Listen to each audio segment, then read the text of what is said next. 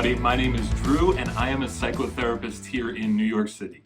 And this is Artist Therapy. This is episode number 2 on Seinfeld. This is a series I'm doing on Seinfeld because I pick one artist that I like, and I try to dissect a bit of how they do what they do, what kind of psychological tools they use to help us understand ourselves better. That's the goal. This is kind of therapy using an artist. And so I hope in your life, you take your favorite artists and you do what I do with my favorite artists. This isn't about worship. This isn't about putting somebody on a pedestal. It's actually about seeing the human nature, the humanness, the inner deplorable stuff that they have, their insecurities and their confidences, and trying to understand how they tap into it and use it in their work and in their life. So in episode 1, we looked at how Jerry uses hostility to get at his work. You know, Carl Jung said, we do a journey into the underworld when we do the work on ourselves. And we look for the inner deplorable. And for some of you, anger is one of those inner deplorable things. A thing you want to hide from the world, or a thing you use too much. And so I just wanted you to examine in your life some of the emotions that you either overutilize or underutilize. Now, we also looked at how Jerry playfully but profoundly moves us towards self-discovery as he moves himself towards self-discovery. That laughs and tears are actually pretty closely united. And as a therapist, I do both in my office. It's a bit about laughing, it's a little bit about crying, it's a little bit about weight, and it's a little bit about light. And that's the beauty of art. So one of the things I wanted to do in that first episode was show that the more we hide some of the things that are deplorable to us, or we think will be deplorable to the world, the worse sometimes the circumstances can get for us. We have to integrate the inner deplorable stuff. So let me take you to the last episode of Jerry on Letterman. Letterman is one of my favorite hosts of all time. As a kid, I would wait late at night, sneak around, and at 12, 13, be watching Letterman episodes, shows, the daily night thing. And I think I started to really appreciate the art of conversation, the aesthetics of conversation, even at a young age, which brought me to my career of being a therapist and talking for a living. And in that last show that Jerry was on with Letterman, they started talking about how Jerry reached out to David right before he decided to take the opportunity to do Seinfeld or not, the show. And Dave said to Jerry, make sure you fail doing what you want to do. Not even doing what you love to do, doing what you want to do. And what he meant was that the real artist, as Jerry will say later on, does what they want to do. They have a particular way of seeing the world and using that way of seeing the world in their art. And they have to be particular because their point of view has to be authentic, real, and unique. Now, Larry David on an episode of Comedians and Cars and Coffee says, before Seinfeld, I was desperate, but I was also still particular. And he said it's an odd combination. Now, he was talking about relationships with women, that he was desperate, but he was still particular. Like, he shouldn't have been particular because he had no right to be, but he still was. And he brings up Quasimodo, the Hunchback of Notre Dame, and says, even Quasimodo was looking for the best looking woman in the town,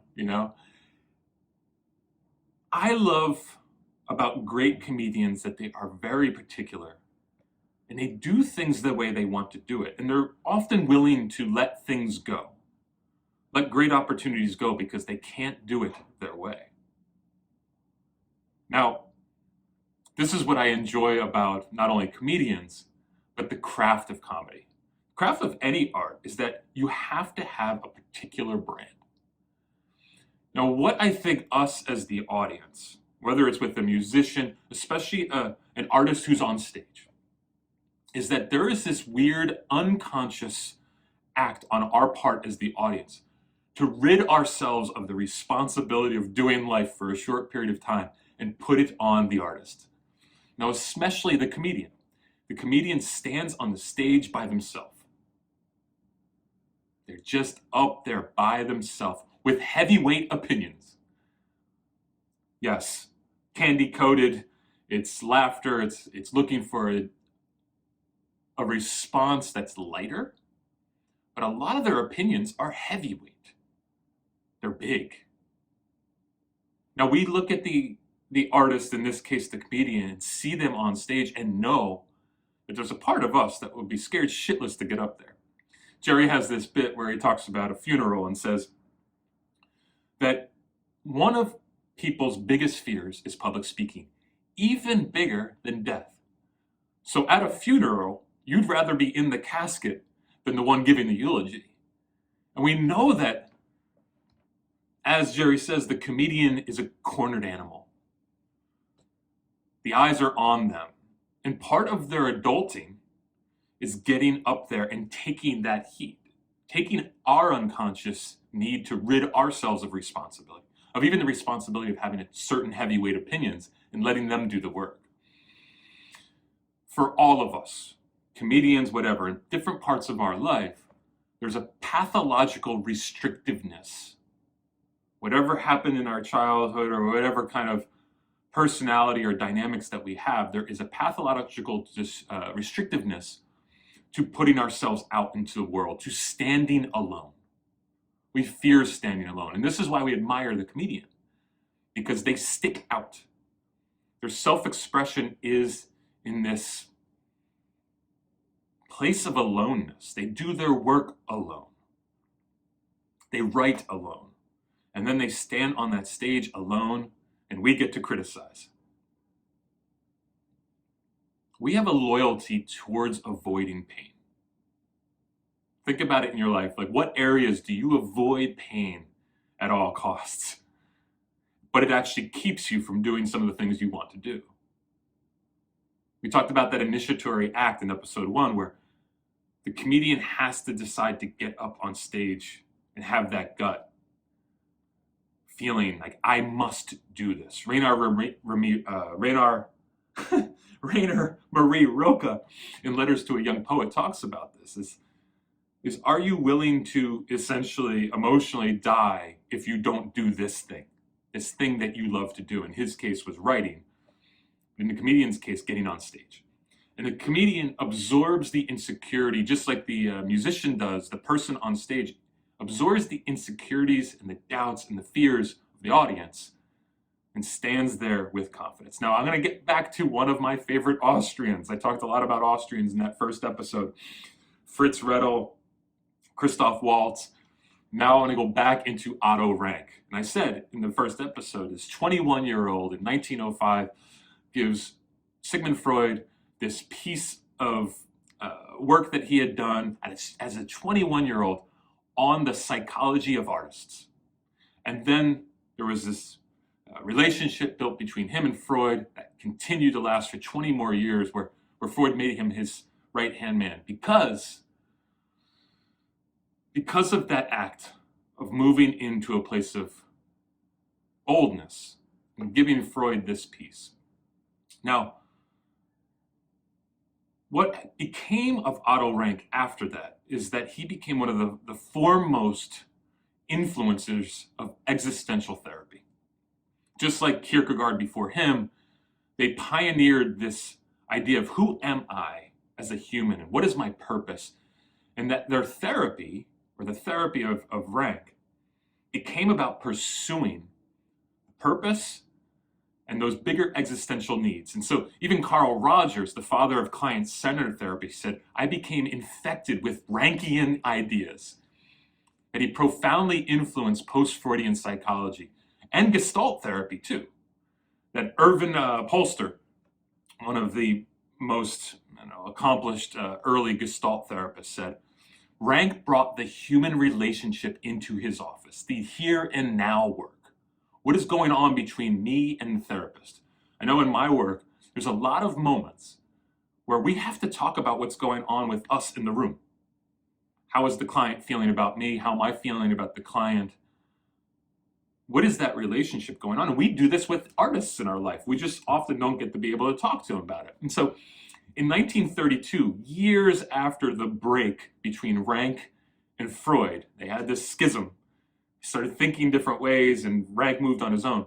In 1932, now I don't speak German, so bear with me here, probably overpronouncing the K, but Rank wrote Kunst and Künstler, which means art and artist.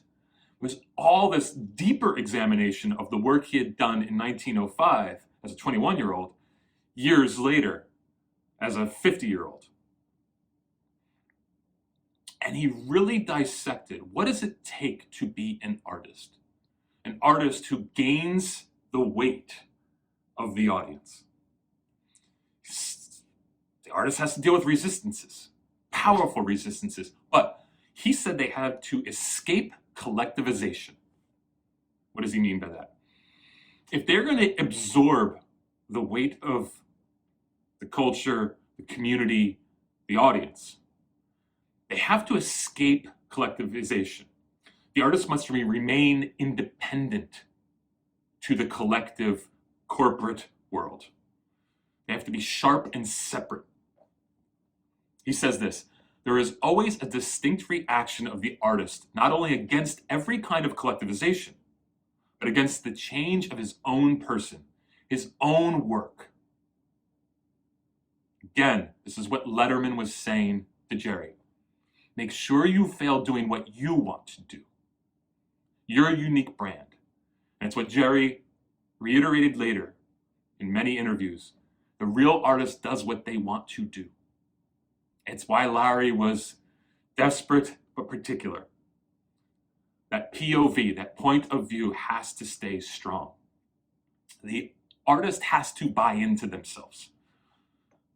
A brave act of self-ownership, which means they have to be autonomous, which requires some loneliness and aloneness.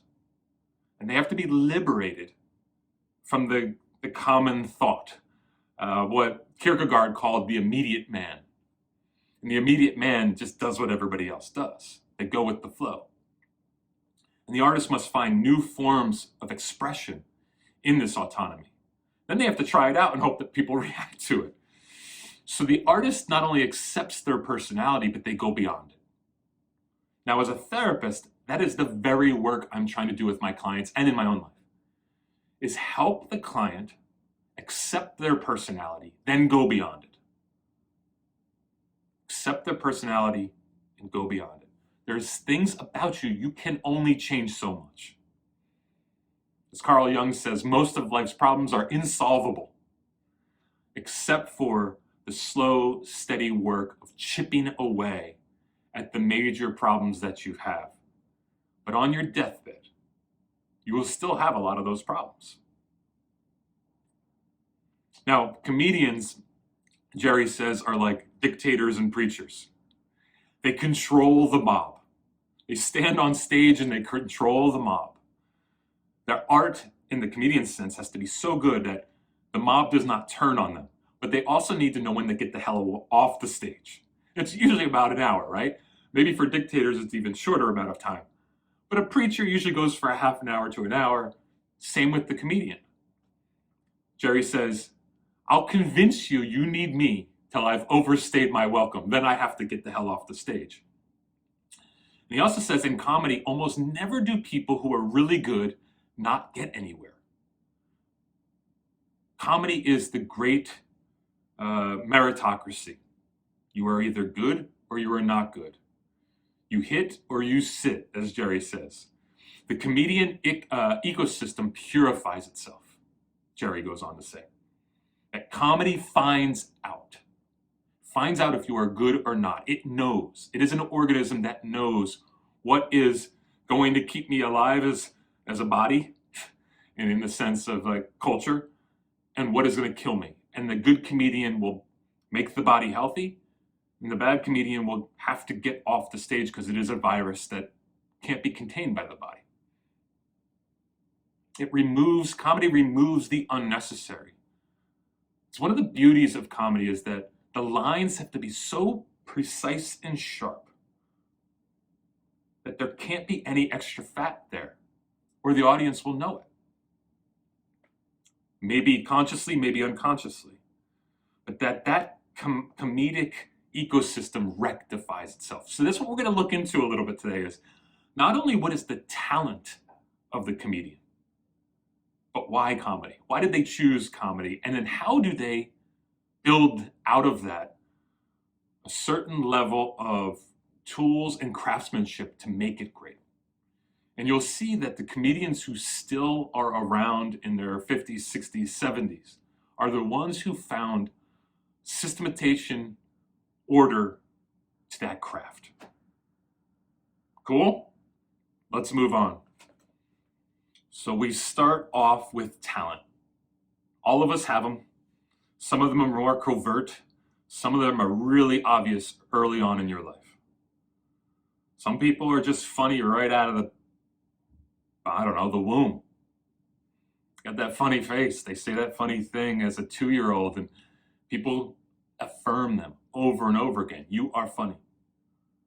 And maybe they follow that talent into a career, into a craft. Now think about what yours are. Some of them are hard to find. For me, it wasn't so easy to get at that my ability to be observant about humans was going to turn into the craft of therapy, being a psychotherapist.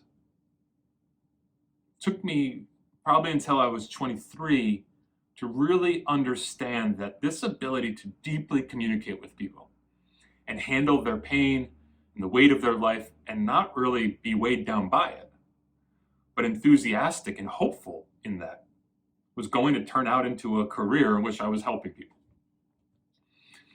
Now, the comedian has these extrasensory powers, these superpowers. They have these flashes of awareness, bright flashes of awareness, bam, of knowingness. What they have to do is take that knowingness and write it out. And that's the craft, the writing. Now, I love this moment in Comedians in Cars Getting Coffee, where, again, Stephen Colbert and Jerry are over there in Jersey, and they're at a coffee shop, and Colbert says to Jerry, "I'm sure you have talents, Jerry." And Jerry says back to him, "Yeah, this is my talent. This is my biggest one. Noticing what the hell is going on." Comedians do this so well. They notice what the hell is going on.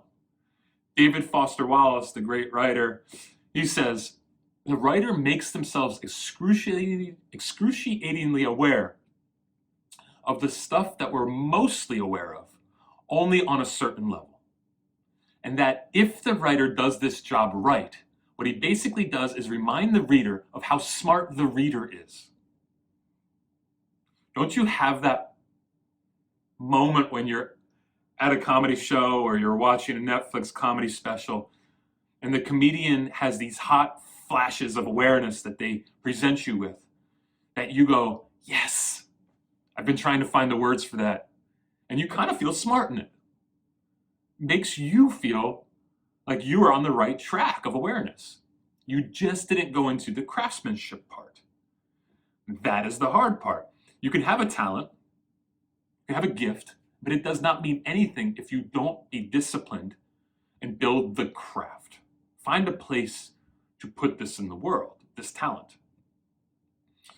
Zach Galifianakis and Jerry are at a donut shop and another Comedians in Cars Getting Coffee. And Jerry says, this is what comedians love. The underestimated ordinary world. The underestimated ordinary world of just sitting in a coffee shop and noticing what the hell is going on. Noticing what's going on with who's buying what donuts and why are they buying those donuts. He goes on to say to Zach, we're interested in what's off about everything. We seek it, and when we find it, we love it. What are the things that aren't working? He actually does this in his show, the first show, Seinfeld. He notices what's off about the sitcom. Or what's on about the sitcom. It had a pattern. And he and Larry David wanted to disrupt that pattern. And he says this to Charlie Rose in an interview in the 90s. Yes, I go back that far and I try to find these interviews.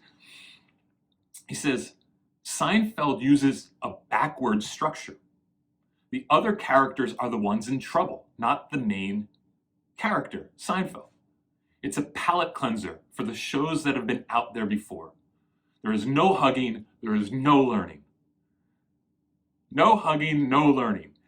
He wanted the anti-sitcom sitcom to disrupt what the normal pattern was. So in this sense, the main star, he actually doesn't have to shine so bright.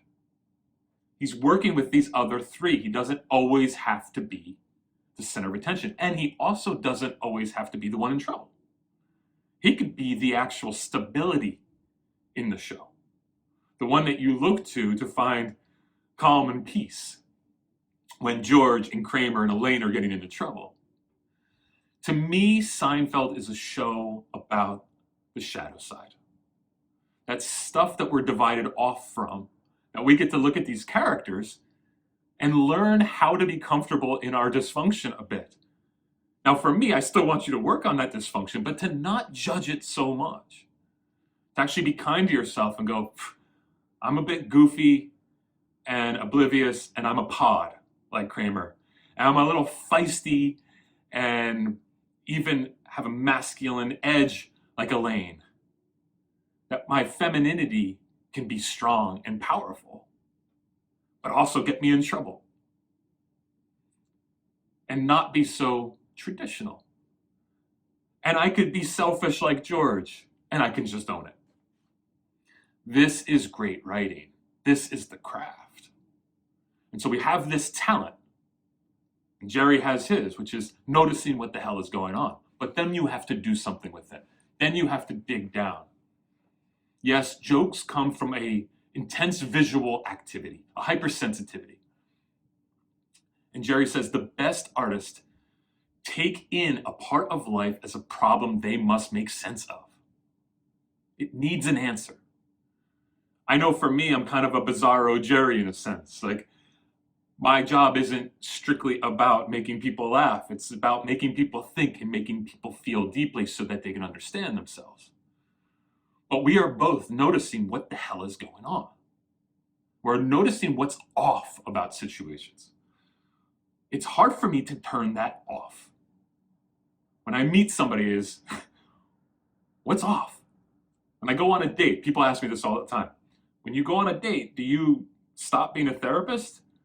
Yeah, but I don't stop noticing what the hell is off. It makes it hard to be in a relationship. That's why I'm often single. Noticers have an internal awareness of what's going on for them, really good noticers. But they also notice what the hell is going on out there. Jerry says the comedian studies himself. The actor studies somebody else. The actor wants to be someone else. The comedian wants to be only himself. So what about the craft? Jerry is a consummate craftsman. And him, in his mindset, in his deliberacy in his work, it's about the writing.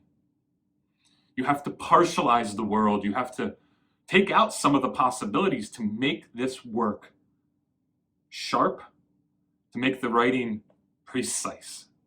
It says 95% of writing is rewriting, is construction, is polishing, is refining and perfecting. And then you go out and you perform, and then you have to do that all over again. Pushing against the wind in a soft, muddy ground with a barrel of bricks. You must survive this. You write no matter what, Jerry says. We are overwhelmed by our power, he said. You've got to put the ox in the plow and make it do the stuff it doesn't want to do. That is writing. Think about it in your own life, in your own craft, in your own work. How do you have to put the ox in the plow and make it work for you?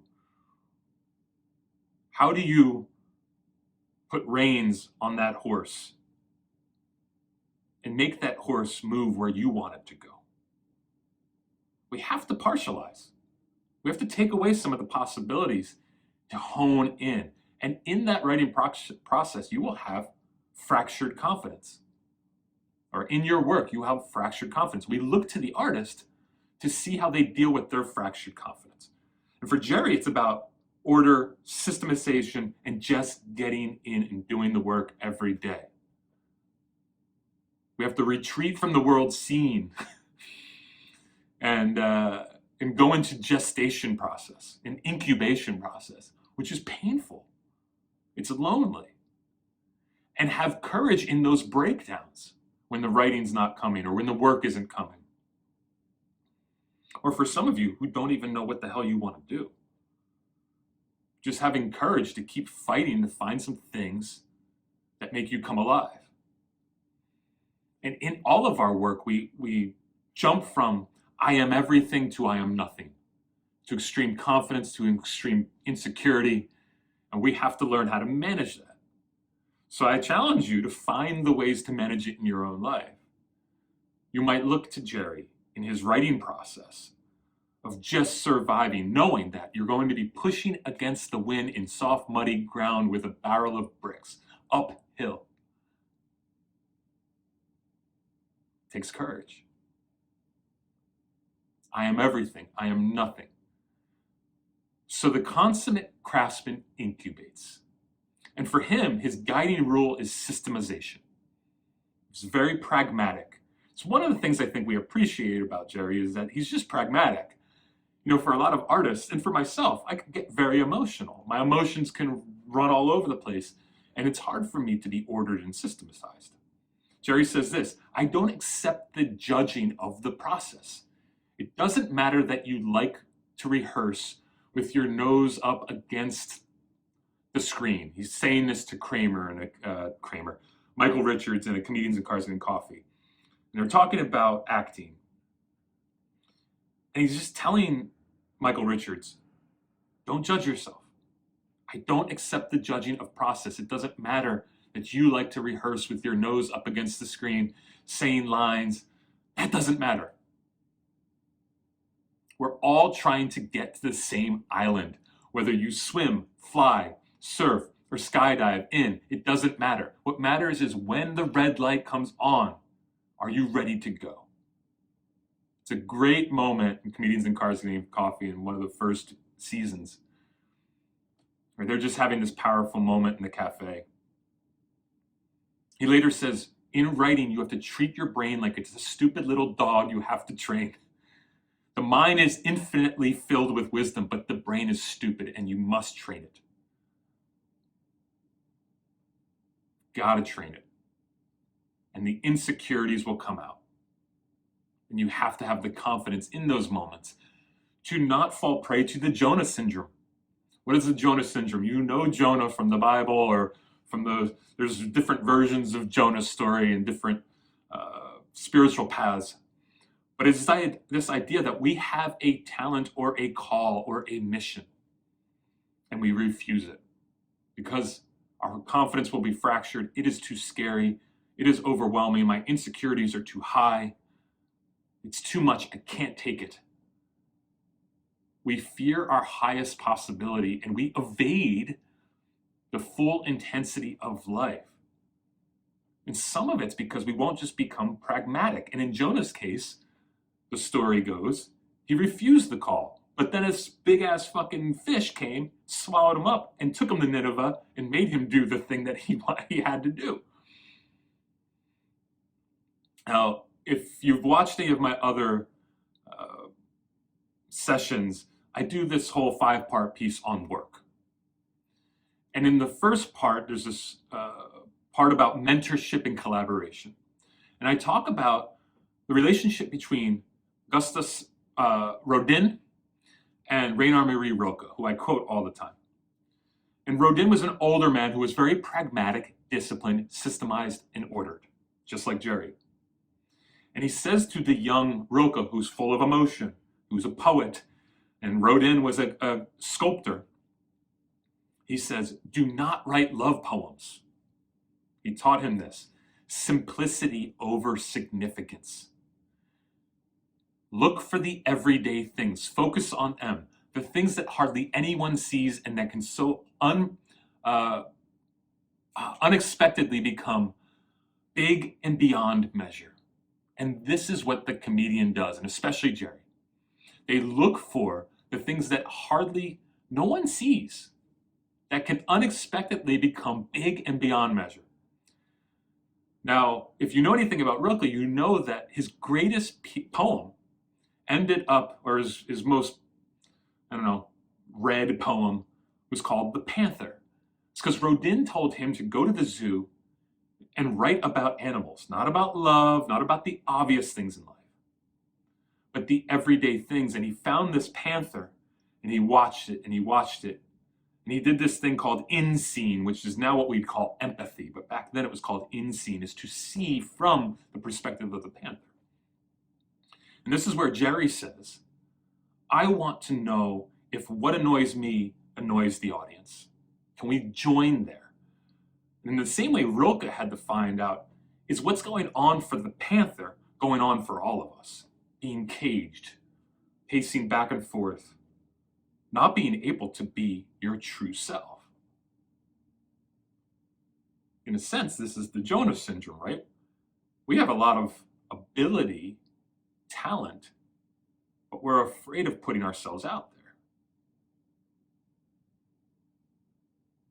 Can we let go of the fear of being displeasurable to ourselves, to do the craftsmanship, the work, to grind? 95% of life, whatever you do, is rewriting, construction, polish, refining, perfecting, partializing the world so we don't have so many possibilities to find out how our talent can be best utilized, and then dealing with our insecurity. Rilke says everything is gestation and bringing forth. And that's what Jerry's saying. It's all incubation. And he said that he learned that very early on, that many comedians were just going out there and saying what they thought, but weren't doing the grindy work of writing, and rewriting. It's my challenge to you in whatever part of life you're in, and whatever career you have, whatever work you do, or whatever relationship you're working on, that you let it be incubation. Reconstructing, rewriting, polishing, refining, but continue to push against the wind uphill in soft, muddy ground with a barrel of bricks. Cool? Let's close this out. Who would have thought comedy could be so hard? I know I'm making this a bit intense, but it is not easy to find your point of view and to craft it so that you are sharp in the world. Even just as a human, knowing what you like and don't like. Jerry says a big part of innovation is asking what you don't like. Ask, you know what? What am I sick of? And that's a part of the process of taking a talent and building it into a craft. Like I said, talent on its own self isn't much. It's just something you've got. But when discipline is added and crafting is added, you might have success. So that's my goal, my challenge to you as we end here is just think about how you move in the world and how it could be sharper, whether it's through work or your relationships. Maybe you do need to get therapy. Maybe you do need to get a mentor in your own career to help chisel away at some of the stuff that gets in the fat that gets in the way of great work. And that's what Jerry is constantly doing. Marcel Proust says this in Finding a Voice. Every writer is obliged to create his own language, as every violinist is obliged to create his own tone. But they begin to write well only on the condition that they're original, that they create their own language. David Foster Wallace goes on to say this. It's a letter that he wrote to himself in his 20s, in a sense. Take this time to learn to be your own toughest critic and your best friend. I wish I had. Concentrate on the work, loving it and hating it, making it the best and truest expression of yourself it can be. The publishing stuff will come. And that's what Jerry is constantly telling us. Get at the work. Sit down, be disciplined, this is true of our life in general. We've got to deal with our fractured confidence. We've got to deal with the ways we are hiding from our talent and not giving it to the world. It is a battle. So we need to retreat from the world scene sometimes, like a writer does, into the cave to figure out how to tinker with the internal stuff that was a gift to us that we need to sharpen up. Jerry goes on to say this: I have very cranky nature. I'm provoked by a lot of things. If you're lucky enough to have that crankiness, the next thing you must do is nurture and protect it and never lose it. And the enemy of it is success. Now you can remove the difficulties from your life, and that's not good when you have too much success. You can remove the difficulties. I just mentioned David Foster Wallace. When he was teaching in college writing course, he would tell his students, I hope you don't get published before the age of 40, because you'll squander it. You don't want too much success too early. Like he also says, Jerry, comedy is a sport. You hit or you sit. He says that to Bill Burr. And so I'll end there. I'll end with, maybe you need to find the guts to do some of the emotional work or work or art that you have run from, and you need to get some big ass fish to, suck you in and spit you out in Nineveh to go do the work you're supposed to do. So this is episode 2. We are looking at Jerry Seinfeld and trying to squeeze the most juice out of him that we can to learn more about ourselves. Episode 3 is coming up. I hope you watch it. If the playlist pops up, just go to the next one. If you subscribe and hit that little dinger, it'll tell you when I put out new content. And I'm hoping to just continue to help artists, non-artists, people get healthier and heal from some of their brokenness so they can get the best out of themselves in this world. All right, guys, have a great day. I appreciate it. In the words of Rainer Marie Rilke, everything is yet to be done, everything. And in one of my favorite quotes with an anonymous writer, from here, we go everywhere. Later.